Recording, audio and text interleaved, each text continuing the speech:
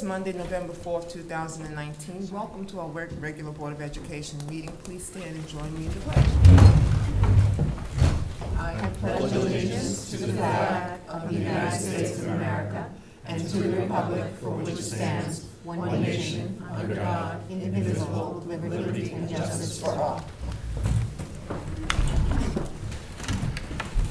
The mission of the White Plains School District is to educate and inspire all students while nurturing their dreams so they learn continually, think critically, pursue their aspirations, and contribute to a diverse and dynamic world.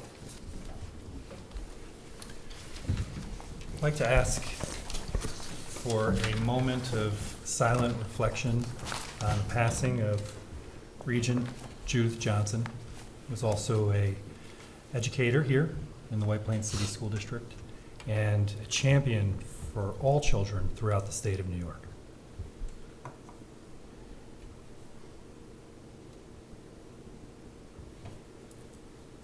Thank you. Next, we'll move into announcements. To continue with Dr. Ricker's acknowledgement of Regent Johnson, on behalf of the Board of Education, I was able to attend the wake services for her. She was a part of our family as our assistant superintendent of curriculum. I was able to speak to her son very, very briefly to convey our most sincere sympathy. I'm thankful that the few times I was able to benefit from her wisdom that she shared and her fondness for White Plains. Her son mentioned that she remembered us fondly. So just wanted to add to that.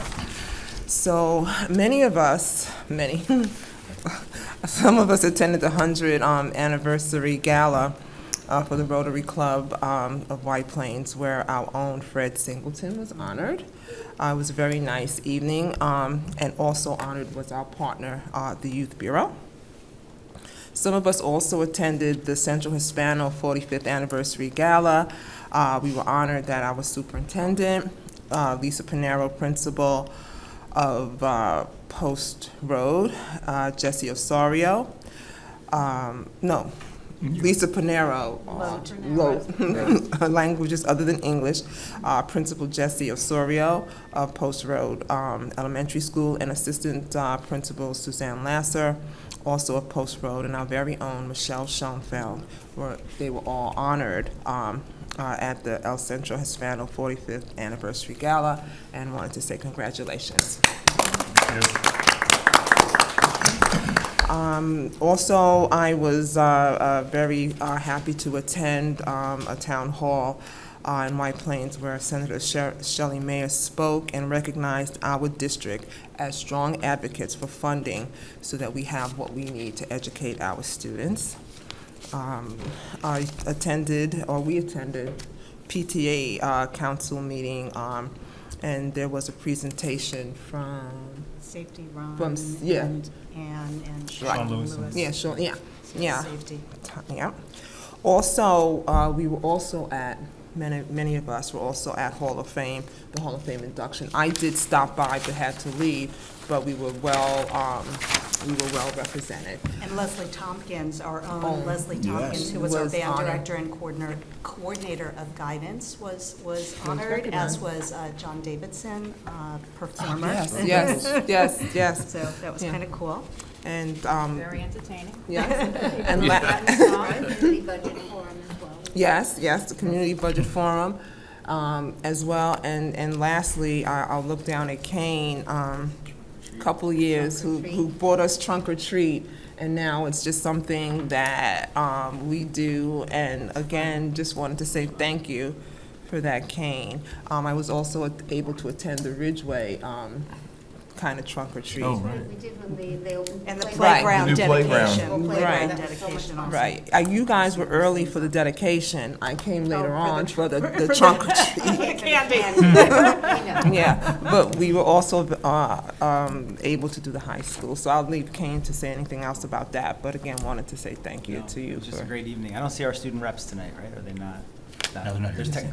technology night. Yes, No. yes, yes. So, But no, that was a great evening. We, following the lockdown drill, the students still held the trunk or treat. They said they made over $500, I think, from people right. donating candy and from the donations from families coming. So I know people were eager to go, and we represented the Board of the Dead, so that was That's right. very fun. I don't know what we're going to do next We year. were dressed as zombies. Yeah. It was, Board of the and I Dead? saw my patients all day dressed that way. It was fun. So I'll mention a few things. I just came from Family Technology Night, which is being held at the high school. It was packed. And so many students are involved. I mean, it's really cool.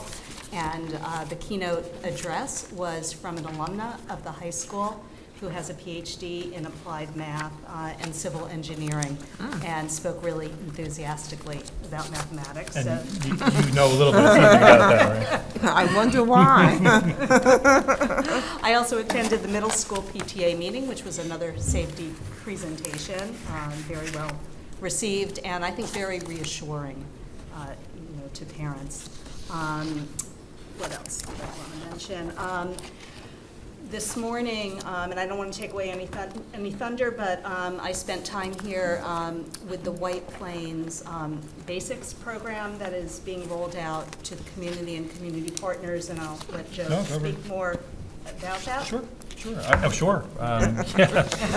This was a great morning. We had a fantastic showing of community representatives from various agencies throughout our city, including the hospital, the library, early childhood providers, representative from the clergy, representatives from pediatric offices, the youth bureau.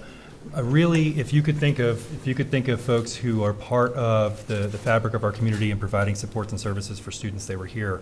I have to recognize both Dr. Debbie Hand and Ms. Deb Algarden for putting that together, and certainly Dr. Ron Ferguson came down from Harvard this morning and he facilitated. And I think, in all, it was a great first showing of a conversation on how we can bring the basics, which are displayed right here, to our community and help to really saturate the community with these ways that expectant parents and current parents and caregivers will be able to support our students so that they are always really making efforts and progress toward not just being school ready, but positive and healthy development. Right, and the focus really is on ages 0 to 3, Ages but 0 in to fact, 3. the principles apply to all students. Absolutely. All of us at all stages, right? Just two quick things. One is Rosemary mentioned the dedication of the playground at Ridgeway. It was wonderful. It was a wonderful partnership. The PTA at Ridgeway did a tremendous job raising money for this new playground that has different sensory things on there for kids who were challenged and for anyone to play. It was great. I had a great time playing on it. And our own. We were doing the music, and our own Deb Algarden was acknowledged, and she got a little verklempt. You can look that word up, see what it means, because there was a brick dedicated in her honor for the wonderful work that she's doing. She's getting With a verklempt again. beautiful expression of And then I appreciation. attended the first meeting of this year's SEED Club. And again, for those who don't know, it's at White Plains High School, Students Seeking Educational Equity and Diversity. It's our own chapter of a national program under the auspices of Imani Bowling and Wendy Dale. And the conversation was about stereotypes. And the kids attending SEED are a very, very diverse group of kids. And what it reminds me of continuously is that kids are always kids. They just reflect the time that they're growing up in. And we need to listen to kids, not speak to them, but we need to listen to kids.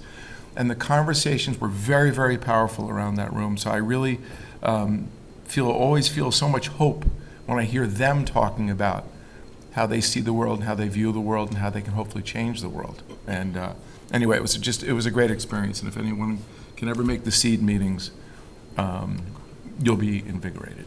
I'm going to mention one more thing. So I'm on the board now of the Southern Westchester BOCES, and I had the opportunity to go on a field trip to see some of their facilities, and we visited one of their cosmetology classes, as well as graphic design. And these are fantastic programs among many of, sort of career and technology education programs that our students do have access to. And they spend half their day at the BOCES program and half their day at the high school. So it's just another way that we can sort of enrich our students' experiences and provide them with meaningful opportunities. We do have other programs like that, I believe, where they go out and work or something Yeah. and come back at the high school. So, yep. That's great. Anything? I guess I just want to follow up with a couple of things quickly. Congratulations to all the students. They've completed their first quarter. That ended on Friday. If we can believe it, a quarter of the year has moved along, so that's it's a big push in our house, and I'm sure it is in a lot of other houses, so it's just amazing how fast the year is going. Had an opportunity to attend a panel in Yonkers with Senator Mayer, put on by a number of state representatives. They're traveling the state to look at the state funding formula. Dr. Ricca was there, as well as Carol Lyons, who represented the teachers union.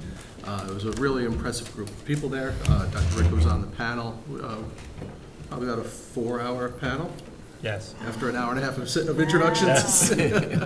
But it was very important, and I think it was really great for folks to get out and to talk about the funding inequities that are out there, the fact that the state has yet to fully fund the state funding formula, and now, what are we going to do moving forward? So I thank those representatives to go out and to listen to the school representatives and to the community. It was very important. And we'll see what happens. I mean, we're entering the budget cycle, but it's always good to see that and get some access to your representatives. So I thought that was very, very good. And I think they're taking it on the road to 4 or 5 different locations throughout the state. So very important.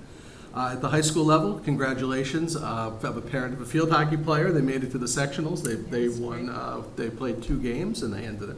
So that's kind of the furthest they've gone in quite some time. They won the league. So Coach Grant and those young ladies did a wonderful job. And I caught a lot of JV games as well, just being there as a parent. And those young ladies did a wonderful job as well. And the modified kids as well with the high school sports. So I know we're winding down all of our fall sports, going into the winter activities. Really important to a lot of our kids. Provides that balance that a lot of children need. And it's really impressive to watch all the activities and the sportsmanship. And in a couple of weeks, maybe a month, we'll do the awards, the academic awards meeting at Scholar Athlete. Thank you, at the high school. So that's always a very impressive event as well. And then last week I saw a very funny quote, and it stuck with me. And I'm thinking, if anybody ever, and it kind of goes like this: if anybody ever questions the dedication of teachers, just go to a school on Halloween. It is fantastic. Again, you see really the dedication and the care that teachers and the educators, and it's not just the teachers, it's everybody in that building that really put towards our students to make it a really special day. So, Especially this Halloween. exactly. And the teachers who make it the day after Halloween. Yes. Yes. So again, it's a rich quote that I found out. It really struck with me, and Absolutely. I think it says a lot in a few words. And I guess that's all I've got right now. So thank you. You reminded me of one thing, because I definitely have to do this, is definitely give a shout out to the girls' swim team. Yes. They are breaking records. They are phenomenal. As you know, swimming is near and dear. As the parent of 2 swimmers, and one is still on the record board. But I really wanted to say that they're at sectionals now, and I'm really proud That's great. of this program. I can tell you now, it's one of the biggest programs in our section. Our facilities and the fact that we maintain our pool is so important, because our pool is a destination pool, and the divisionals were held there. Now they're, I think they're at Felix Fiesta for the first round of the sectional swimming, and I'm sure they'll make it back. And I just wanted to give a shout out and a congratulations for their accomplishments They'll thus be up far. at Ithaca for the Yes, states. and they'll be at, That's yeah, right. yeah. I think that's it. And breaking records. all over Yes, the all place. over the place. I mean, this is probably one of the strongest Girls swim teams we've had. Seventh graders, eighth They graders. keep getting better every year, every Very year. talented, very, Very very talented. They're getting better, so kudos. Great coaching, too. Okay, so next, to you. Yeah, great. So on Thursday, as we're all very well aware, at the high school, just about 2 o'clock at 1:50 PM, we received an alert that the building was in lockdown. Not a drill. The alert was that the building was in lockdown, and at that moment in time, we didn't know where the lockdown emanated from.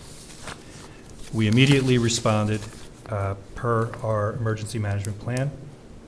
I have to say that right out of the gate, I need to offer thanks and appreciation to the first responders of the city of White Plains. We're there in minutes. As well as our administration, our faculty, staff, Sean Lewis, our district safety liaison, and our students. The building, and remember, when we think about the high school, this is a large facility, over 2,000 children, almost 1,000 adults, and the building was cleared in minutes. Teachers were doing exactly what they were trained to do, and they locked down. When we arrived, the first order of business for law enforcement was to begin to clear the building. They acted as if this was a true event, and at the time it was, because we did not yet know that it was a false alarm.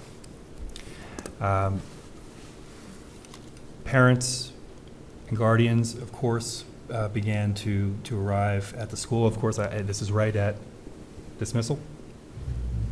And we did our very best to identify the cause of the lockdown as quickly as possible, as well as where it emanated from. Now, what's really important, and folks know this because we sent the messaging out, is it was a technical malfunction. We have a system that's being built right now that, when completely constructed, is going to be a tremendous system.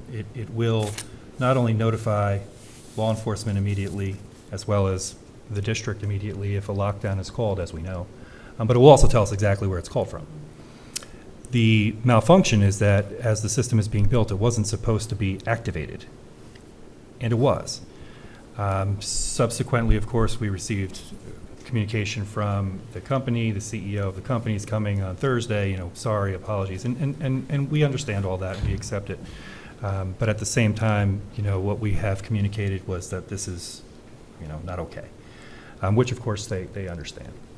So the system was tripped, and it shouldn't have been able to be tripped. However, after that malfunction occurred, everything from that point was followed related to our emergency management plan. And, faculty and staff members and students drill. And I'll tell you, I'll be the first person to stand on the side and say, they shouldn't have to drill like this. But they do, because we do.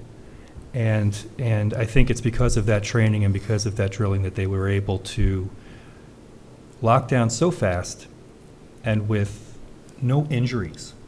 And we're really fortunate for that. Now, we've learned a lot related to our procedures and our practices based on the outcomes associated with this situation.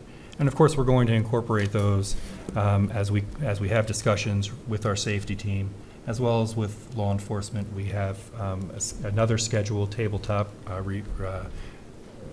review and analysis with the White Plains Police Department this week. Communication was an area that continues to come up, both with parents and guardians, students, and faculty and staff members. And we are looking at ways that we'll be able to communicate with the folks in the building, as well as our community members outside of the building. And listen, I understand that no matter how fast the communication is received in a situation like this, it's not fast enough. If you're a mom or a dad or grandma, grandpa, and you're waiting for information related to what's happening at the building, no matter how fast you get it, it's not fast enough, and I understand that. if you're a teacher in a classroom with children who are concerned, that information, no matter how fast you get it, is not fast enough. We attempt to provide information in real time, insofar as real time as possible. There certainly are considerations related to what we can share, when we can share it, how quickly we can share it, because of course, we have to make sure that it's factual. There's nothing worse, and we saw this, than rumor and innuendo being put out there for folks to hear and see. It elevates anxiety, it elevates fear, it creates a sense of doubt. And so we're of course going to be continuing to work with our school community to make sure that despite, because you're not going to be able to stop people from putting that kind of stuff out there, unfortunately, in today's day and age. But what we want to make sure is that folks are looking to the right places to get that information. Now, one of the things that I had heard was, students had seen the commissioner and me addressing the crowd outside via social media or the news. And so they received information, right? And then the question was, well, why couldn't we get that at the same time? And just so everyone understands, when we're in that procedure, when we're going through that procedure, it's really important for safety and security that law enforcement is able to move through the protocol at the pace that, and they were going fast. I mean, as fast as you could go through a building that large. So going to each classroom, keying the classroom, looking in, making sure there's no situation, no threat, and then moving on to the next classroom and throughout the wing, and so on and so on and so on. We know that there are things that we can tighten up in terms of language that's being used, so that everybody understands what's happening once a law enforcement official comes in and clears that classroom as safe, right? You can't just move, you're in a hold-in place, and that needs to be clearly communicated. And all told, from the moment we started to the moment the event concluded, relatively, about 2 hours or even less, eternity, if you're in that classroom. However, at the same time, we understand that the police had to make sure that they were doing their jobs, and that it takes time. And with everybody that I've spoken to, law enforcement, since Thursday, kind of said, wow, that building, that fast? And when I tell you that our first responders, when they came to school, they immediately knew what to do. And you have to remember, just a week before, they were drilling in our building. 3 years ago, we didn't have any of this. And I thank God that we have been paying so much attention to our safety and security protocols. Are they perfect? No. And there's always room for improvement. But at the same time, I think back, and you better believe, when I was driving home Thursday night, was reflecting on all of this. I think we learned a lot. It's only going to make our system stronger. I have talked to and continue to and will continue to talk to folks who want to talk about the situation, and take recommendations and advice, and continue to bring that forward to our team. Now, listen, even in a situation where we have a false alarm, and I said I want every alarm to be a false alarm, there's still trauma associated with it. For the amount of time that we weren't sure that this was a false alarm, anxiety levels were high. At the building, Principal Doherty and our faculty and staff members, our support professionals, have been offering services to our students. I was in communication with Ms. Doherty, obviously again today, and they continue to work to provide those services for students and staff as well, who are interested. We are pushing back the marking period so there's a little bit more time for our kids. And we understand that we have to attend to that aftermath as well, and heal our community and check in with our community. So, at the end of the day, nobody ever wants a situation like that, for sure. However, I can tell you that we learned a lot.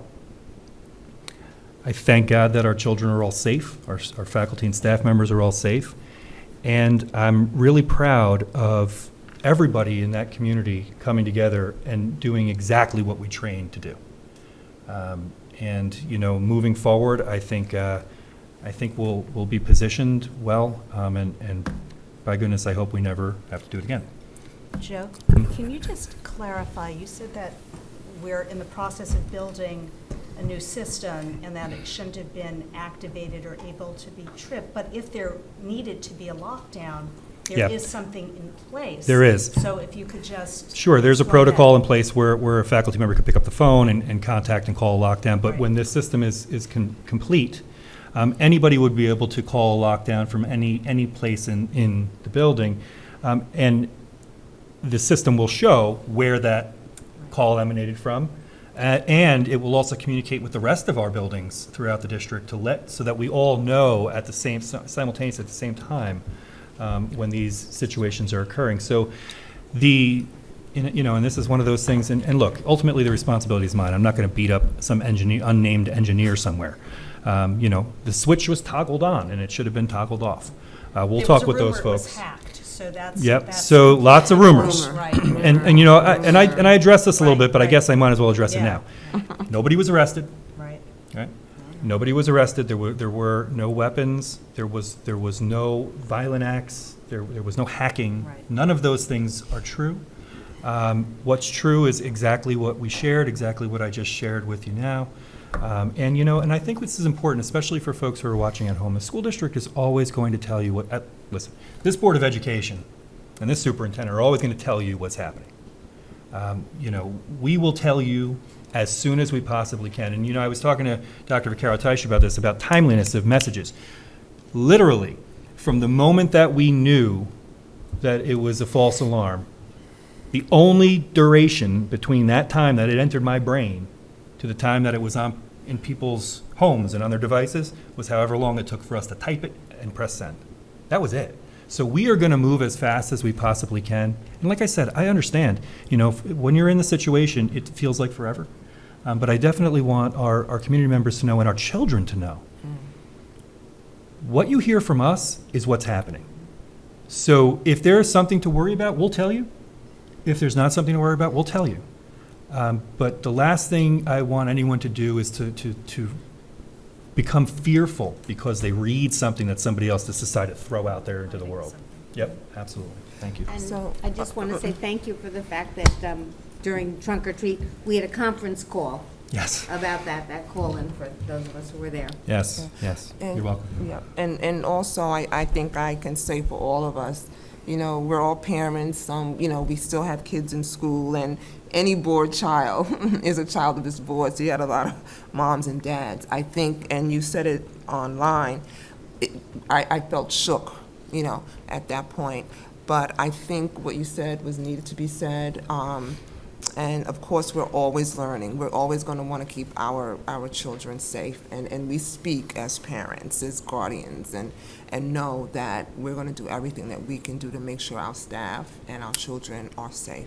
Yeah, thank you. And we're going to have a lot to talk about with the CEO on Thursday, because this is actually, we actually had, this was the second issue we had. We had another issue where one of the clocks, which was wired for a different building, was installed at the high school, and in fact, sounded or read that a lockdown was in effect, and poor faculty member in the class remained in their classroom, as per our training, until notices and email, like, what are you guys doing? The class has changed. And look, big complex systems, I get it. But what we are going to deliver is the message that we can't make mistakes like this, right?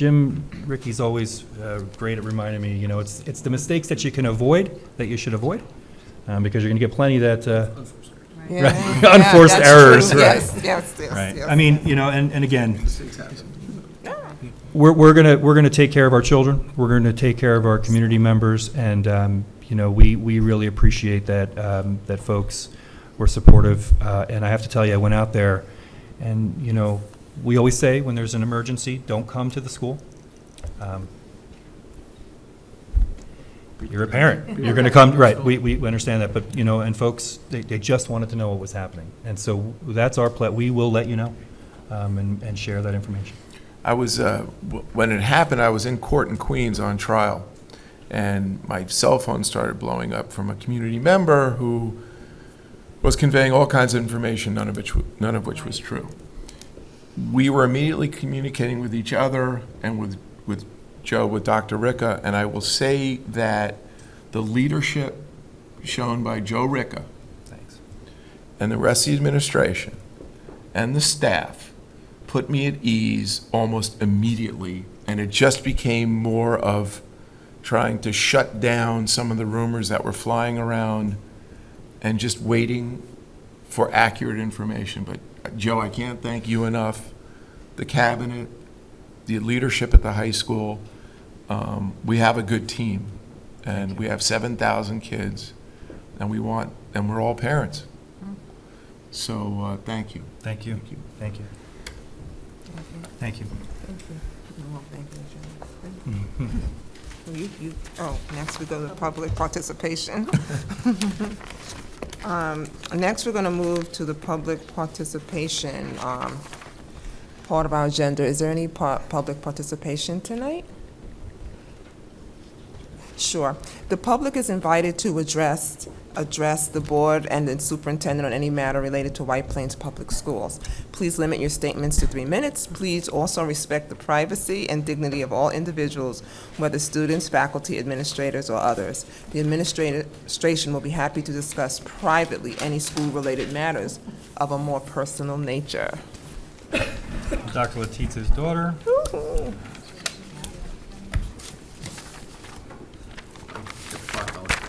Starting now. Start that clock. No. Thank you. Oh, good. How come we don't have, please, we want to see her. Hi, Hi. Hello. my name is Julia. I am in second grade. I am here to share that here with you. Last week was Halloween. Many kids went trick-or-treating, and we were all passed out at that time.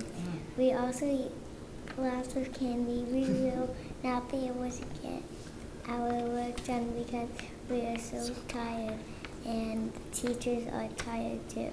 So I think we should have no school after Halloween. Thank you for listening to my idea.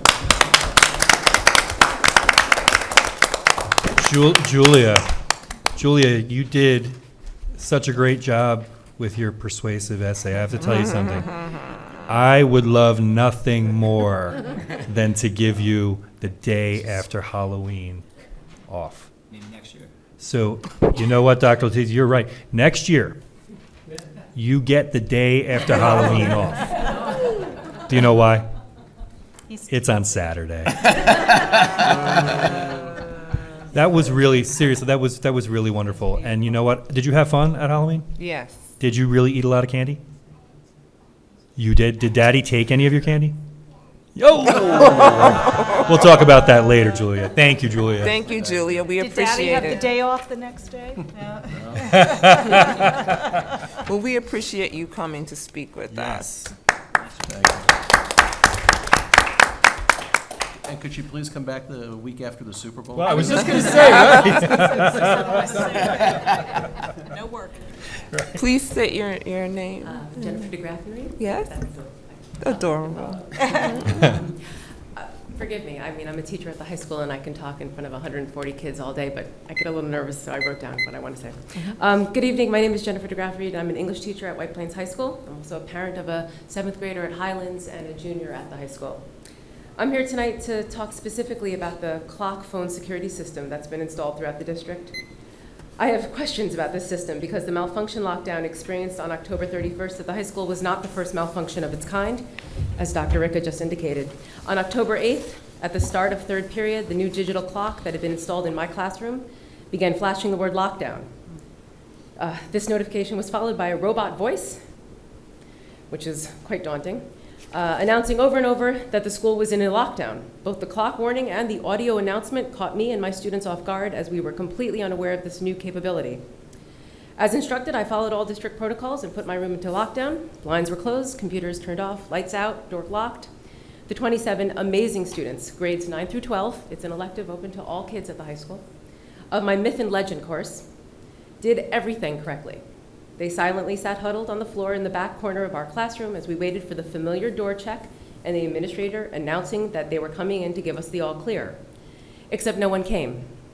We remained in a very real lockdown for over 40 minutes. You can imagine all the possible scenarios a teacher and her students, can think about during that time. At the 30-minute marker, I broke protocol. I texted 2 of my colleagues to ask, why is this drill taking so long? They both replied, what drill? Apparently, out of all of White Plains High School, only my classroom, B121, was experiencing this lockdown. My colleagues contacted the main office, and Principal Doherty and AP Orcott came to my room. They were just as confused as we were about what just happened. While my students and I experienced this trauma, the entire building was oblivious as to what we were going through. No alarm was triggered, no notification was sent to anyone. If I hadn't broken protocol, I can only wonder how long we would have sat on that floor. Later that evening, I was forwarded an email that explained briefly the lockdown had been the result of a vendor error in the coding of the clock in my classroom, and this case was closed. During the 3 weeks between the lockdown in my room and the lockdown of the entire school on Halloween, no one has ever followed up with myself or my students about the trauma we experienced.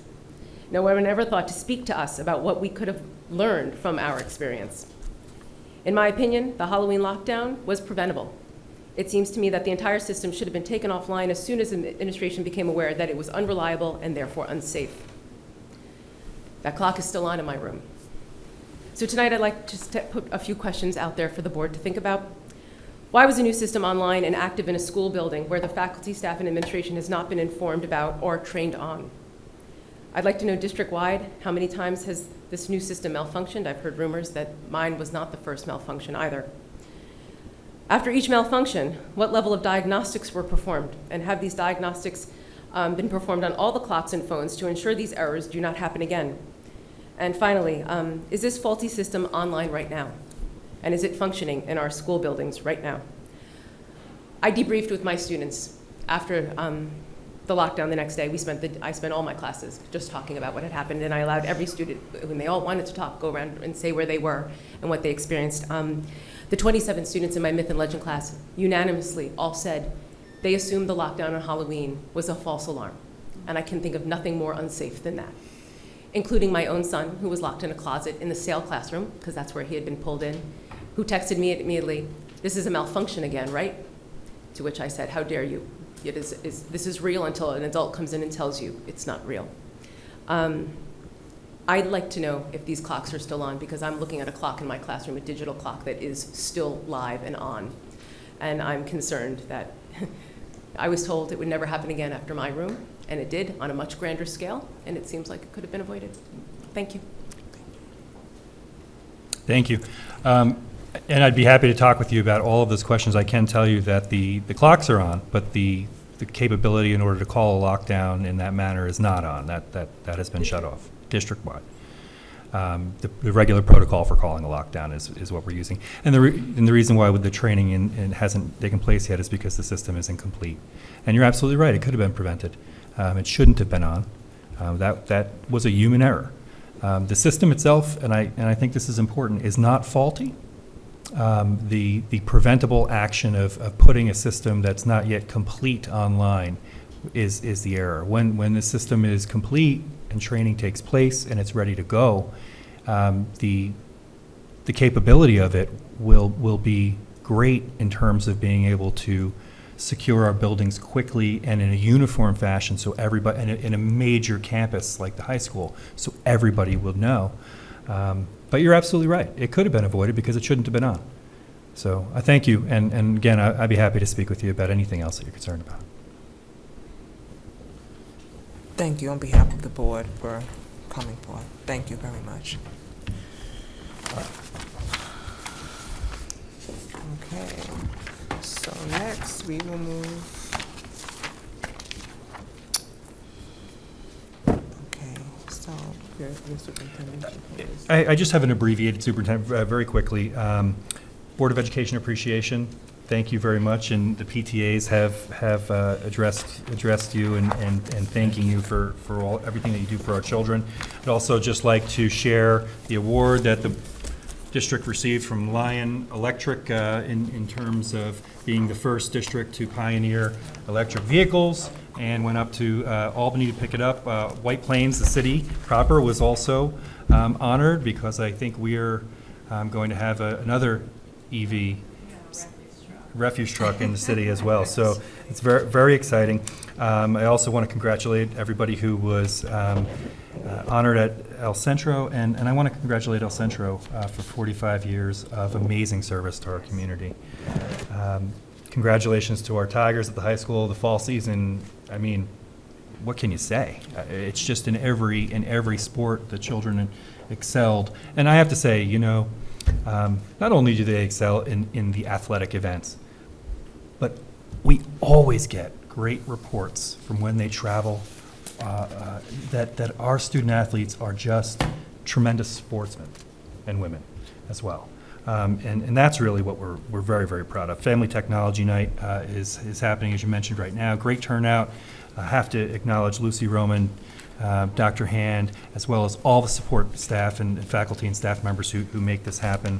The basics kickoff today, we talked about. The District Equity Committee has been selected and constructed and put together, and we're ready to kick off in earnest here in November. I want to thank everybody who volunteered to participate in that.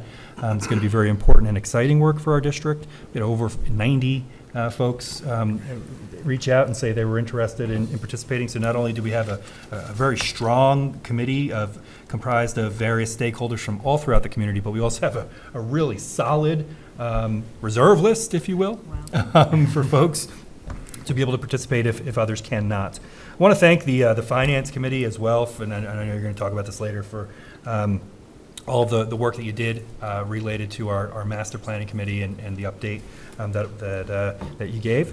The Policy Committee, we're nearly there. We are nearly there. We're going to be having one, I think, right, Mr. Schoenfeld? One last, maybe, committee meeting, and we might have everything wrapped up soon. Election Day tomorrow, please make sure you vote. And again, no school for our children, PD day for staff members. I also want to thank all of our White Plains veterans. Veterans Day is coming up on Monday, and I think it's really important not only to recognize the service of our veterans within the community and our greater community, but also those who are part of our family here in the White Plains City School District. So thank you. And then I guess we won't see each other until December in a meeting. Oh, okay. So happy Thanksgiving as well. What do you mean? I saw Cheryl like 5 times today. Like, what do you mean? Thank you very much. Thank you. Thank you. So next, we're going to move to our summary action items. May I have a motion for items 4 through 8? So moved. Yes, I would like to thank our very generous donors and turn your attention to item B, donations. We have $7,500 from the Friends of White Plains for 2 school programs, Halloween decorations for the high school trunk or treat from Joanne Freetruss, dictionaries for all 3rd graders from the Mid-Westchester Elks Lodge 535. We're looking forward to those distribution days coming up. $1,000 from White Plains Little League for the Ridgeway Athletic Field Project, various vendors who donated equipment and services to support tonight's Family Technology Night, and 16 staff members who made donations to the Rochambeau PBIS program. Thank you very much, all. Any questions? All in favor? Aye. Aye. Next, we'll move on to our individual action items. Our first one is the recommended adoption of policy section 4000. Yes. May I have a motion? Second. Any questions? Maybe we should hold on this Oh, for. Go through it one more time, looking for typos. no comments. All in favor? Aye. Next, we have the the recommended acceptance of our Finance Board Committee reports. Discussion. What discussion? Wait, was it only 9? Sorry. Oh, no, sorry. For board discussion, we Right. have, sorry. We have our finance board committee reports, and we also have the backup. So a lot going on. Lots. Any comments or anything? We spent a good deal of Yeah. time talking about the master plan, and we do have the entire backup here for the next 5 years. What was our priority for must be done now, priority in this next year, the next couple of years, 5 years and more out, and we spent many hours actually discussing that at our last meeting. We'll have a follow-up meeting on November 25th. Right. So, yeah, I mean, I guess this is kind of a three-phased approach. I think we've kind of, Dr. Vaccaro, Teish, working on the data collection, and the first phase, I think, is kind of completed. We're in that second phase right now, where we're working through that information. Everybody we had said, wish lists of things that Yeah. they Right. wanted, and we had to separate out The needs are what was a long. wish list Sure. and what needed to be done now. And just as we do with our homes, we have to work on infrastructure and what must be done and what you must do on an ongoing basis, and then new things that you want to do. So it was really beginning, at least with this meeting, separating out what was absolutely priority first, and then continuing on. Right, culling and then looking at what we Yeah. can defer. And then I think we asked some questions. We're going to move forward to the next step. We talked about having a few more meetings as a group, Yes. and then certainly as a board, because as it becomes a larger discussion. And again, just as we said, balancing those needs and those abilities of what we're able to do with what the community can afford and what our students need, and looking at that over 5, 10, 15-year plan financially, and looking at our different debt as it comes off to have a minimal impact on folks. We want to make sure we're able to leave the school's facilities in a very strong position, just as they were when we came here, and they were for our students. We want to make sure they're there for the future, for the kids of White Plains in the future. And there was a big group of stakeholders who participated in that master planning Yeah, and yeah. putting together that document and that wish list of items. So there was a Yeah. lot of thought and work Devoted a that lot of went into time. that. Yep. Yeah, and I have to say, I always knew that our facilities are a destination facility, and I say that, and we joke about the pool and everything, but our facilities are used a lot, and better than most. And Every day. maintain, really well. maintain better than most, because we use these facilities ourselves. Yeah. As we So, look at our it- policies, our policies Yes. state that our facilities are for our community. Exactly. And, I think that's great that we're able to do that, and it really helps make White Plains a great place to be. Absolutely. Thank you. Thank you. Next, we'll move on to our safety team meeting. We have Lots of, Right, the safety team meeting was held.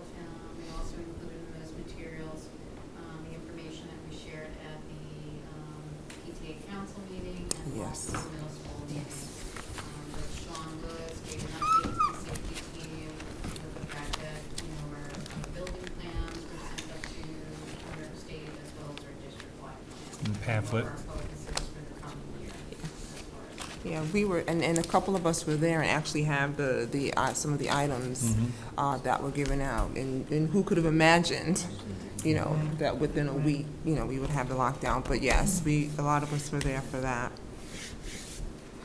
That's good. Yep. Good. Next, we're gonna have the first reading of our policy section 6,000. That's on fiscal management. So, we'll have our first reading. The attachments are there if you so feel to peruse, but we'll be meeting as a committee to go over it line by line, item by item, sentence by sentence.